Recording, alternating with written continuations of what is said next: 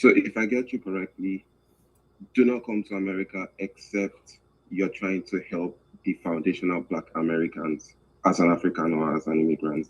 That should be one of the reasons. Well, why should we? Because you come here because of us. We're the ones who vote for the policies. We're the base for the Democrats. The Democrats are the ones who really put a lot of these immigration policies in place. And foundational Black Americans, we are the voting bloc base for the Democrats. So anytime there's an immigration policy, it's foundational Black Americans making it happen. So the question is, and this is the question that's been going on for 12 hours, why should foundational Black Americans keep supporting these immigration policies? That's the question that nobody can seem to answer. And I don't think we should, because if it's bringing people over that undermine. Oh, Lutumi, you can answer that, bro. Oh. Why should you keep supporting? From this conversation, I actually don't see any reason why you should, because what this conversation seems like is, unless we support foundational Black Americans, we shouldn't be there.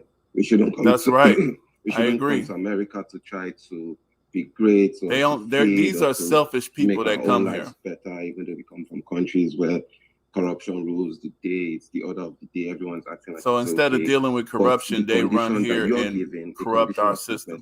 Come to America because you're going to support the blah blah blah. That's what it sounds like.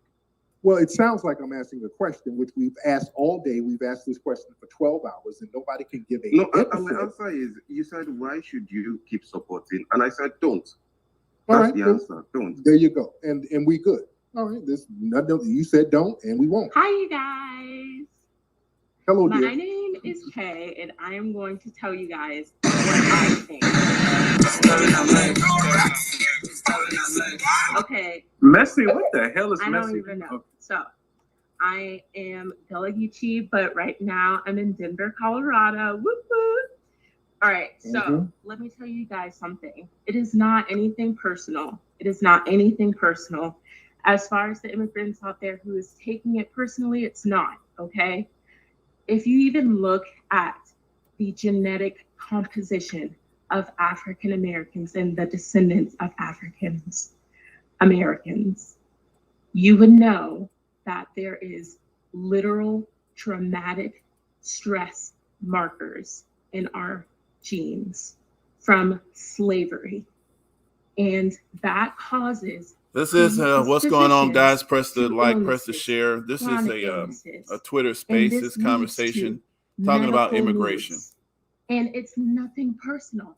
We need those benefits. We need that money to help us. I need that money. Because in comparison to other regions, Africa, West Africa, you can see in our genes that it's different because of natural selection. Our ancestors were killed, murdered, and it was from environmental stressors, heat, cold, all of this crazy shit. And y'all are expecting us to be on the same needs as y'all when y'all haven't dealt with the same shit that we went through. That is not fair, because no matter what you say, it's gonna be in our.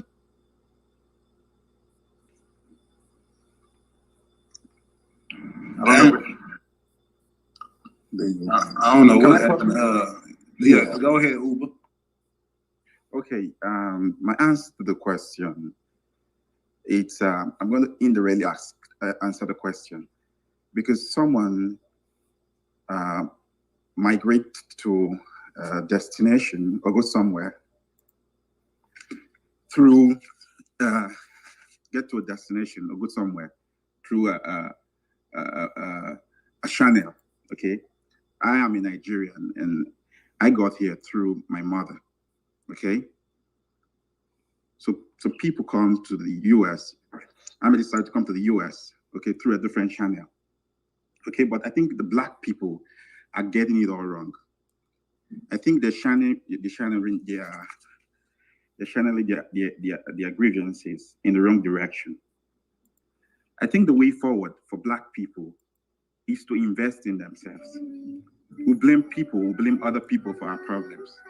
We do not look inward The only way to solve our problems if we look inward. They pull out this stupid stuff in there. Because we black look people inward. Have a reputation for blaming people for their problem. There's an enemy. Do you blame the white man? Oh my God, he want to protect the white people. The Nigerian. See, this is the problem. We blame the African. I don't know where he went. Yeah. I'm smelling butter biscuits. I smell some butter biscuits going. No, bro. Did he say he was living in Nigeria? I didn't catch what he said he was living. He said he came here. He came here. Because we need him to tell his fellow countrymen. He said, like I said, don't blame white people. Don't blame somebody else for your problems. And they need to look inward in their home country of choice and figure that shit out. Look inward. That's what I'm going to tell them. Look inward. Exactly. Yeah, go ahead, Omuba.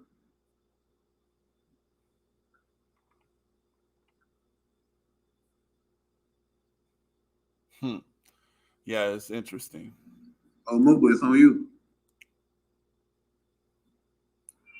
Hello? Can anyone hear me? Yes, we can hear you, brother. Okay, hi, good morning, everyone. I'm in morning here in Nigeria. I'm a Nigerian. And I have been able to gain a lot, from this conversation. And I've been in here for a while. I don't know what brother was. I don't know what the hell he had going on. Yeah, my brother was calling from a payphone. That was them burner phones. Xenophobic. They love saying that. There's some more folks in here. Yeah, go ahead, Cooler, whatever, however shit.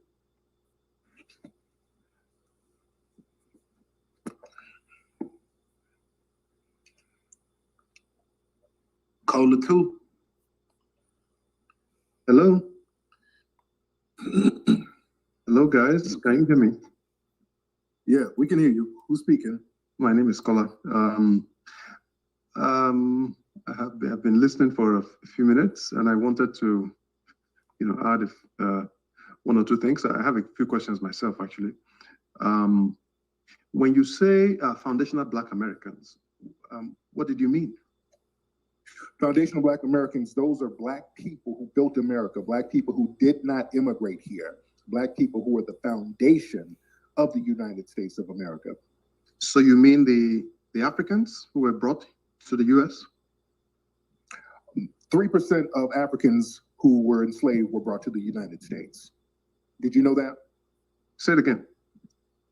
3% of African people who were captured in Africa and brought to the U.S., only 3% of those people made it to the United States, what would become the United States. We're less than 3%. Okay, so they were brought from Africa to the United States, and they are the ones. 3%. Yeah, they are the ones who foundational Black Americans, sir. Okay, so when you say foundational Black Americans, you actually mean Africans who were brought. Sir, everybody on the planet came from Africa. So you see how they tried to crowbar their way inside there. Well, I'm focusing specifically on the Africans. You got to watch these words. Well, but they're talking about the 3% people who built, in words, who built America were brought as slaves. No. Okay. No. There were already Black people here. The people who came from Africa, there were only 3% of the people, Black people who are here came from Africa. Only 3% came. And here. the Black people that were here were already here. There were Black indigenous people on this land. They've migrated over thousands of years. Do you have proof of that? Migrated. You're not talking about before Columbus. You're not talking of Native Americans. Ivan Native Van Americans. Sertima. Black-skinned, melanin, black-skinned people. Yes, I am. Because the Native Americans you're talking about, those are the Mongoloid people who were mixed in later on. The Americas were full of black-skinned people with afros, sir. And this has been documented and proven by several scholars for many, many years. The indigenous people of this land were black-skinned. All right. We're from that. That makes us unique. Okay, I don't want to argue that because there's no way to verify that, on this group. I wanted there are ways to verify. Don't say that, sir. No, I'm saying that on this conversation. Now, there's so many books to verify this. My point is that. Go ahead. You broke up, sir. Yeah, these people. What happened to them? No idea. Okay. Yeah, can you hear me? Let's be fair. Can you hear me? Okay. Oh, can you hear me? Okay. I'm here. So you were saying that the 3%, there were just 3% Africans that were brought to the United States. Do you consider them, those 3%, as also foundational Black Americans? The ones who mixed in with us, yes. But that don't make us African Americans. What does that make you? Foundational Black Americans. You see how that works? You see the people over there in New Guinea, they came from Africa. The people in Australia, they came from Africa.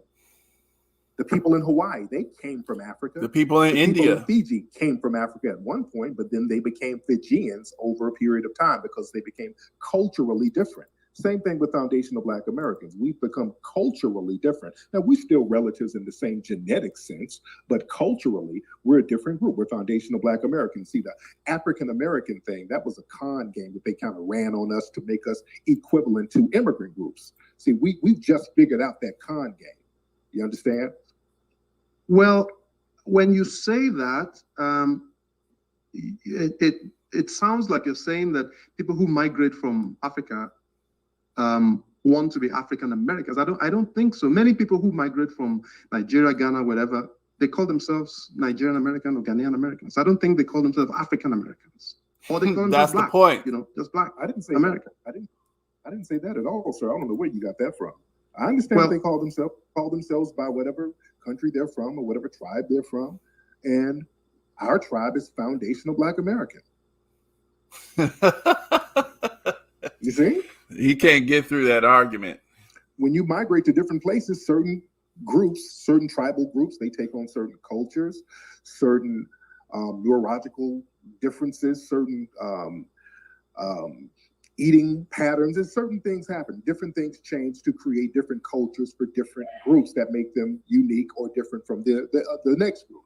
But all people, we do have a common ancestry in Africa. So to say that we're just African people, that's painting a broad brush, meaning anybody and everybody is African in that sense. But foundational Black Americans, we have not been in Africa for at least 500 years and even more. We've been on this land for thousands of years. And people latch on. They don't have a problem with us saying African American, especially those in the diaspora, because everybody else can kind of latch on to it. When we say African American, you get a person over here from South Africa who immigrated here a year ago and say, hey, yeah, I'm African American just like him, so give me some of those benefits. You see, they just kind of blend in and get what we got. So we're making a distinction that we are a different group because other people, they look at us as a different group. Let's be very clear. When we define ourselves in a positive way, then it becomes a problem. But when people say, hey, when we go to America, stay away from them damn Akadas, that's making us a different ethnic group. And they look at us as a different ethnic group. When the East Africans say, hey, when we go to America, let's stay away from those Jarias. What's up, BMT? Different ethnic group. So we've defined what our ethnic group is in a positive way. So now people want to cry foul. See, we can't play that game. No, but this is kind of good because all the different immigrant groups who come from different countries, they totally having that global conversation back at home. It's sometimes it's good to have positive arguments. There's no this, there's no that, but sometimes it looks ugly. But that we have endless houses that Black Americans have endless houses that we can just give to anybody. Or endless businesses that we could just give out like because you want to hear what's out there. Runs across the border, flies in, comes through a loophole. We don't have all these extras, even with those college slots. Because he was talking about education. If you take the high class Nigerians or any other group, and then you bring them into our education system, and they take all the slots in college, then I'm sure they're going to do fine. You take in our spaces. Right. So I think, no, that's all. We don't have spaces to give to all these people. That's all I want to say. And I want to say thank y'all for everyone who's being here. I got to dip out. I got a little third business thing I got to deal with in the morning. But I wish I could stay forever like y'all. But damn, I got to go, y'all. But thank you very much. Thanks, Tariq. Thanks, Mel. Thanks, Booby. And yeah, peace. Well, I'm here. I'm in here. Hey, thanks, Tariq. I appreciate you, Tariq, for supporting us. We in here. Listen, I hear sister in here. Sister, you want to chime in? Yes, absolutely, I do. And I feel like I'm here to just say pretty much one thing. And it's obvious that I feel like foundational, Black Americans, whatever, I feel like you guys should understand why systems are so important. Because when you say you two, immigrants look inward, develop your country, you can throw that back to you guys and say that why are you in a system that doesn't work for you? That's just how it works. So I feel like all of this only creates to a sentiment that is just backward, as opposed to trying to get a system that works for you and takes all of these sentiments and puts it into laws and development, so that if truly immigration is taken from you, it works for you to say that now is the time to stop the immigration. Or you cannot put that burden on each individual person that is looking for a better life for themselves, whether it be Africans, it be the Indians, it be whoever. So that won't work. All it does is create a negative sentiment of whether it's xenophobia. So why is our responsibility? Why is it our responsibility? But you're the one that has a problem with people. If I'm correct, you're the one that has a problem with your current immigration system, and you're trying to make people, say that, oh, stay where you are. But your country literally allows, to a certain extent and degree, that immigration. There is such a thing as immigration economics. It's meant to be a give and take. So when it becomes, what are the giving? What's giving to us? There's a lot of taking. But so right. It's not just about you guys. This is just what immigration economics is. When countries allow immigrants to come into their nations, it is not just because they're just trying to the kindness of their heart and whatnot. It's also because they want that, whether it's a reason. America, Canada, wherever.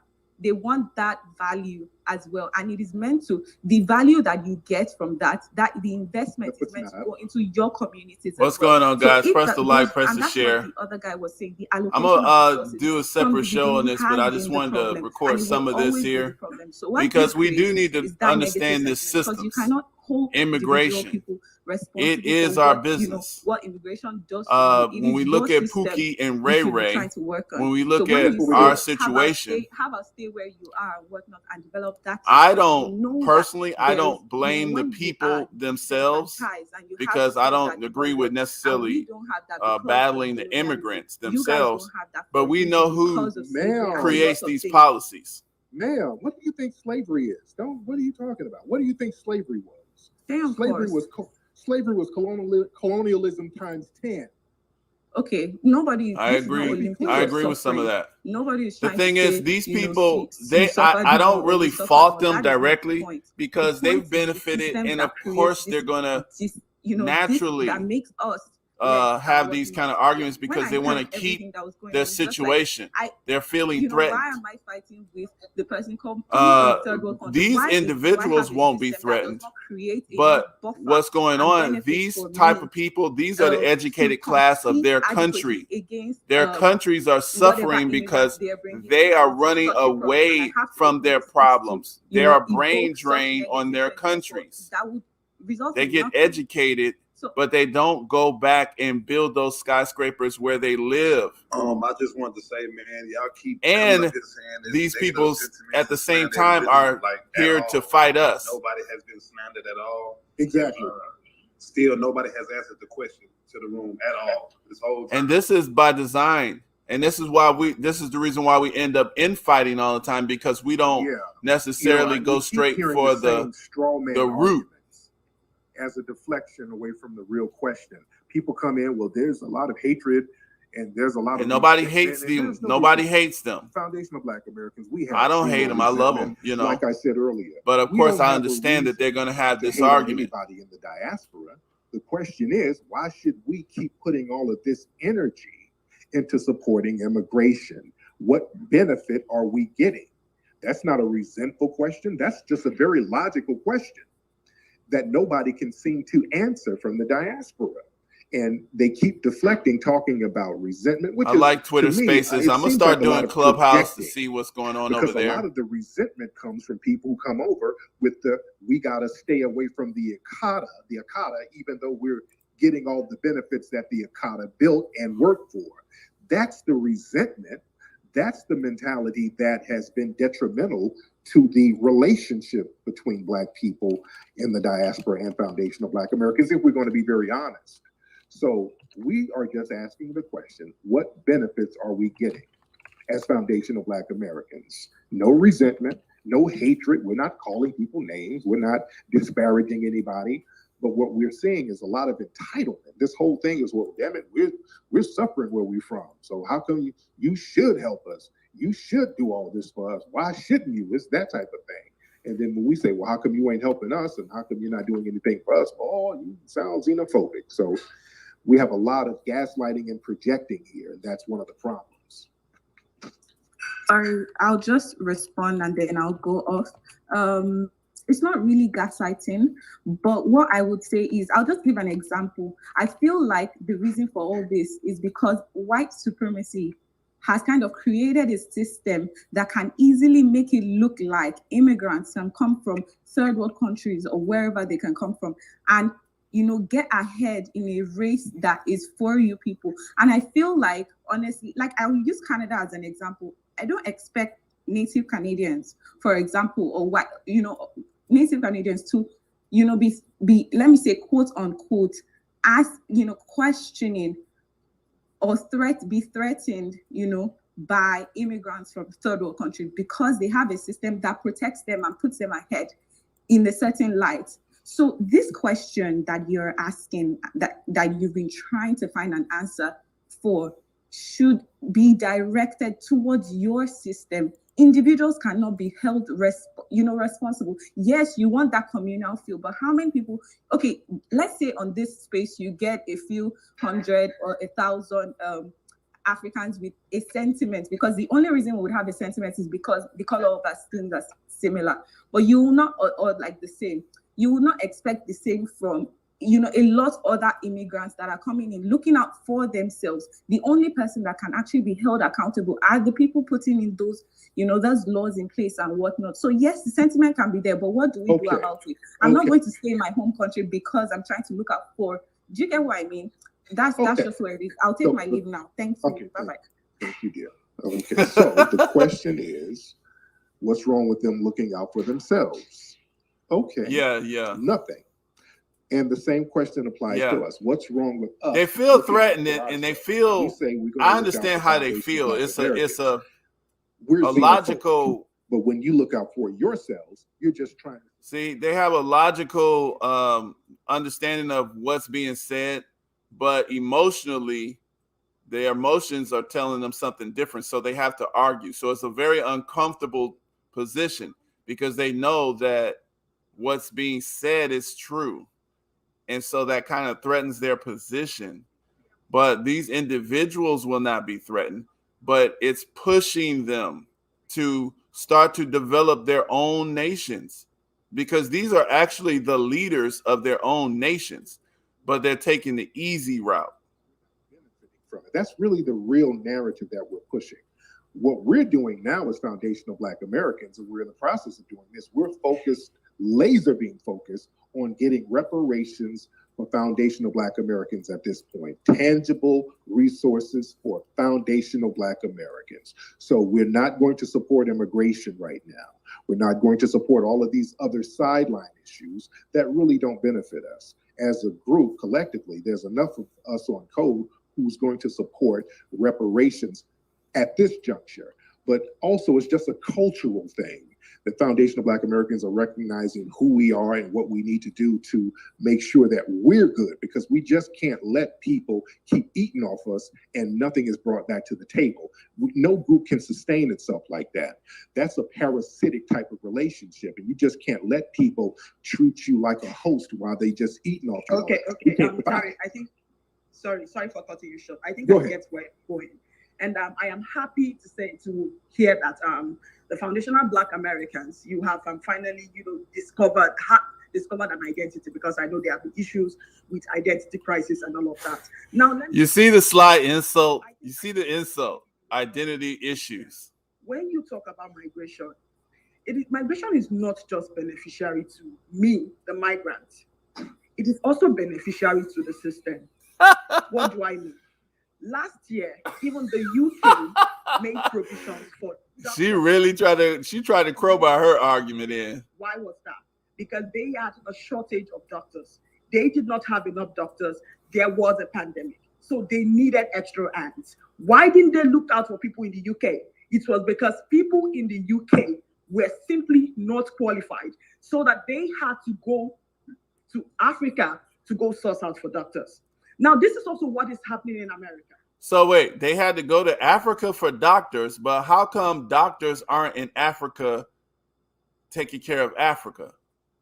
You see how crazy that sounds? I mean, from the media that we get media that tells us that Africa is going crazy and sick as I don't know what. Equally qualified people. If there's equally qualified people there, and then you have a bunch of outsiders flooding the zone, that will affect the foundation of Black America. Do you know the unique thing about America? The unique thing about America is America does not care where you're from. Yes, it does. What America looks at. Look, what America looks at is the quality of the service. No, it doesn't. Oh, really? No, they do not care. Sure? No. Foundational Black Americans are specifically undermined. We've always been undermined specifically, even in business. No. Okay, now we're going to have to stop. Now we're going to talk truth to power. Foundational Black Americans, we are the only group in this country who have been repeatedly undermined over and over again, and we had to keep rebuilding our communities from Wilmington to Tulsa to Central Avenue to Hastings Avenue to Liberty City, all of these places all around the country. Foundational Black Americans, we built but we built cities, we built towns, we built communities that were repeatedly destroyed, that we had to rebuild because we have always been seen as an economic threat. That's the reality. Other groups, not so much, especially immigrant groups. When immigrant groups come over, they're not sabotaged the way we are. And we support these groups. We don't have a problem with them thriving because normally we're the ones helping them thrive. But let's not say, well, America don't care where you from, they'll just let you thrive. No, that is absolutely not true. Black Americans, especially foundational Black Americans, when we start getting a leg up, when we start getting in a good zone, there's always the sabotage coming through. But anyway, I thank you so much, sister. Let's get some more people in here. And just to say that and after 1965, the Civil Rights Act, that's when Lyndon Johnson signed the Immigration Nationality Act that start allowing Africans, Asians, and these other type of people. They used to only want Northern Europeans. So you've been going on, or every other person has been going on about, well, your major question is, what are immigrants contributing to the economy and how are they contributing to, the system? And my question is... No, that's not the question. How does immigration benefit foundational Black Americans? Okay. So how does immigration benefit foundational Black Americans? Yes. Apparently, it's obvious we're unable to answer your question, and maybe a question in the opposite could help us arrive at the answer you are looking for. And so if we're asking how immigration benefits foundational Black Americans and we don't have an answer, then my question will be, how does it not benefit foundational Black Americans, or what do you think is missing, and how is immigration a problem to foundational Black Americans? Because you would only ask a question about what benefits there is if you're seeing no benefits at all, right? Okay. Well, there should be benefit, right? If we support something, there should be a benefit to us because we're always asked to support immigration. And we are the foundation of the Democratic Party. We're the base of the Democratic Party, and their policies are always pro-immigration. So we keep putting Democrats and politicians in power to push immigration. At one point, we have to ask, why are we doing this as foundational Black Americans? What benefit are we getting? That's a natural thing for anybody to ask. Why are we doing this? And why should we continue to do it? Yeah, so if you're asking that question, it means you see no benefit whatsoever. So what do you think is missing, Tariq? Well, we thought that we were going to get allyship. We thought we were going to get reinforcements like we did with brothers and sisters in the 60s. We thought that's what we were going to get. We thought we were going to get more reinforcements to aggregate our resources together to tackle white supremacy. Instead, we start getting a bunch of people, and as we see here on the live, people saying, well, hell, I'm all about me. I don't give a damn about helping nobody else. It's about me. It's about my family. I don't care about nothing. I don't come over here to help nobody. So if that's what it is, what the hell do we need you to help come over here for then, if that's your mentality? Because our whole reason for fighting and dying for these immigration policies was to bring over Black people who were going to be reinforcement to help us build something. Since you ain't going to do that, and since you proudly proclaim, many of you have proudly proclaimed that's not in your psyche or your DNA or in your program, then the question is, why should we continue to keep helping immigration programs? So Tariq, I don't think anyone has said all of these things you mentioned, but if you don't see, they have. We've been on here for 6 hours. Many people have come in here and said, "Hey, it's not my job to help anybody. We coming over here for." And we hear that argument all the time. It's not my job to help Black people. It's all about us. We coming over here to better ourselves. We ain't coming here to help nobody. People have admitted that, ma'am. Let's be very real. People have said that. All right, Tariq. So you don't see any form of allyship from immigrants, Black immigrants coming into the Americas, and you don't. How has it worked for Black Americans, ma'am? So you are the foundational Black Americans, and so you should be the ones in the better position to say, oh, this is not helping us, and this is how it hasn't helped us. And when you say that, you're only seeing people who have come to further solidify white supremacy. I mean, the impression I get from a few comments you've made on this position, I mean, there's little or no difference between your disposition towards us and the disposition of the white supremacists towards you, really. Okay, are you trying to compare foundational Black Americans to white supremacists? Well, that's not what I'm trying to do. I'm just saying that the disposition from the ongoing conversation sounds as though we're getting a similar treatment like you've gotten from white supremacists. So if we want to do something about we're not talking about oppressing you. So how are we trying to be like white supremacists? We don't want to see you armed. We don't want to oppress you. Okay, so there's something missing in the puzzle, obviously, Tariq, yeah? Okay, and you want to fill up. Ma'am, you're projecting, ma'am. Because what's really real is that when you get here, when many of you get here, many of you. Well, I'm going to kind of end it off here because I just wanted everybody to check that out. We got a lot of, Black America, we got to be careful what we support. Now, a lot of times we lead in with our hearts. We lead in with our hearts a lot. We do the heart thing because we've been taught for decades and generations to love everybody. And a lot of times we do love everybody. But as I've shown before on this channel, when you're dealing with immigration, these folks are kind of being used as a weapon against our progress. And we know for a fact, we know our history. We know that we've been making progress, and then it gets set back. We get people that come in and do weird crimes in our neighborhoods. We get Latin immigration. Now we're getting unalike-minded, even Black people. Now, we don't hate these people. Just because I don't hate you, I can't afford it right now. This is what we have to say. We can't afford it right now. So the point is, we can't support it, and it's not hate. At this moment, we cannot support the open border type of situation because it's undermining our negotiating status. This is what they did with Ellis Island after slavery, 1877. Once the Black people proved right after slavery, taught ourselves from not knowing how to read right after slavery to learning how to read within 10 years, 70% literacy rate. Right away, almost starting businesses, becoming senators, voting, taking over areas. Right. But right away, though, you know, they realized that if they didn't find a way to mitigate our progress, that we were going to grow into power. So this is when they start getting the poorest Europeans, because they wanted the Northern Europeans first. That worked for a while, but then they start coming in.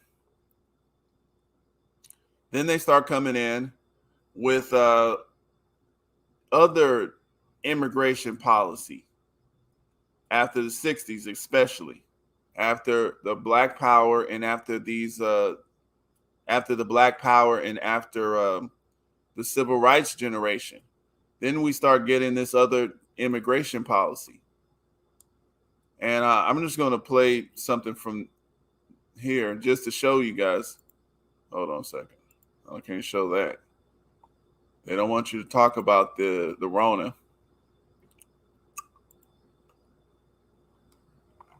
I mean, this is the bottom line, though. We just need to, you know, just get it South Asian American Digital Archive.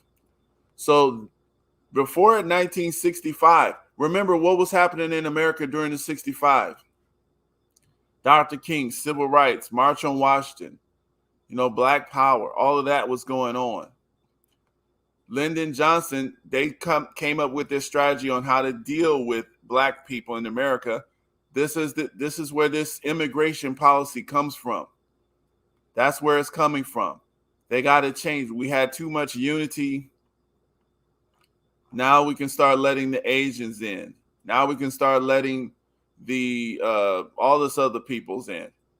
You know, when we get Asians and Indians, Sikhs, when we get people from Latin America, when we get some folks from certain folks. Now, there are some immigrants that did help Black people pretty good. I'm going to show one real quick, just real quick, and then we're going to end it off because I don't want to. Y'all can go over there to Twitter Spaces. I do encourage everybody to get in there because we need intelligent people over there speaking decent. Let me show you something. This is...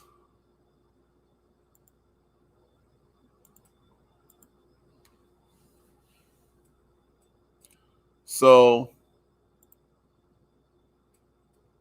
right. So like right here in this conversation, this is in 1973. This is in 1973. So these are the Black leaders featuring Angela Davis, Kwame Ture. Angela Davis is foundational Black American. Kwame Ture is from, I believe he's from the Caribbean. But he was on cold serious. See, this is the reason why we felt like immigration would work. But this is after 65, so they made sure they had the policy to find the Black people coming from the Caribbean that would not help us with white supremacy. Fannie Lou Hamer, Black, foundational Black American descendants of slavery. This is the one here. She's powerful, bought land. You know, Stokely Carmichael at that time. Believe that it cannot come about under the present system, a capitalist system. That system must be. His name was Stokely Carmichael. Population. And I think that if we have the same objectives, then it doesn't make a difference where we work. As a matter of fact, a man working to change the system with that objective in mind can do very much inside the system, once he doesn't lose sight of his objective. An example that comes to mind is that a few years ago, it was found out that one of the advisors for President Thieu was working for the Viet Cong. I do think that we make a mistake if we talk about this in terms of absolute doctrine. We talk about it in terms of Black people and integration or Black people and separation. Seems to me that that's a false dichotomy that's been Hayward Burns. The real issue I feel for Black people is one of empowerment and one of redefinition of the way in which Black and white people are interacting in society. I feel that's what it must be about. See, at this time, after 65, Black people started to refine their approach against white supremacy. We started to systematize. We had organizations. Black people really were legitimizing the struggle. We wasn't just in the streets. Then they started becoming undermined by taking these jobs. You know, Angela Davis is out here now in Santa Cruz University. So she's not hardly even, you know, in the black struggle anymore. They can do that when they can give you a job and you need some money and they put you in jail enough. But, you know, this is something that we just, you know, Percy Sutton, he was the attorney. You know, these are very smart black people who were, there's a businessman too. This is when the Congressional Black Congress was halfway decent. You know, black people started to get themselves back into government. But now they're a joke because they redirected. Disadvantaged people in this country. And after we had developed all of the hearings and the conferences, we realized we had a great deal of data collected, a great deal of proposed legislative solutions. And so we realized that we ought to get out of the business of conducting conferences and hearings because we had the data, we had the specifics with which to work, and propose legislation which would get at some of the solutions to some of these problems. So consequently, we decided that we would try and make the emphasis of the caucus. Right under that, we could say a second fact, which will show you how backward America is. We could say that America in 1945 made for her people better cars than she does in 19. Now, keep in mind, this man is from the Caribbean, but he's criticizing America. And that's what we needed from at that time for Black America. We needed people coming over to make the system better because he understood that America actually is the power that they have here in this country. They can help oppress other smaller nations, just like, you know, Reagan did in Guyana. Reagan did with Patrice Lumumba and over there in I believe it was Guyana, but it was that small island that he did. So anyway, I mean, I just wanted everybody to see that. Peace out, guys. I'm not going to keep it up too long. I just want to come to everybody. Let us know what you think. Let me know what you think. Share the message. You know, does immigration benefit the Black America? Keep in mind, the unions. You got to think about it. 1877, who was the one that knew how to build homes? Who knew how to make roads? Who knew how to plan out cities, maps? This was Black people doing this, building structures, labor. That's what slavery was about. Labor is money. Ideas are money. You are money. Your ideas. You see, and someone says, you are all saints in the sight of God, perfect and holy and beloved. Hold on a second here.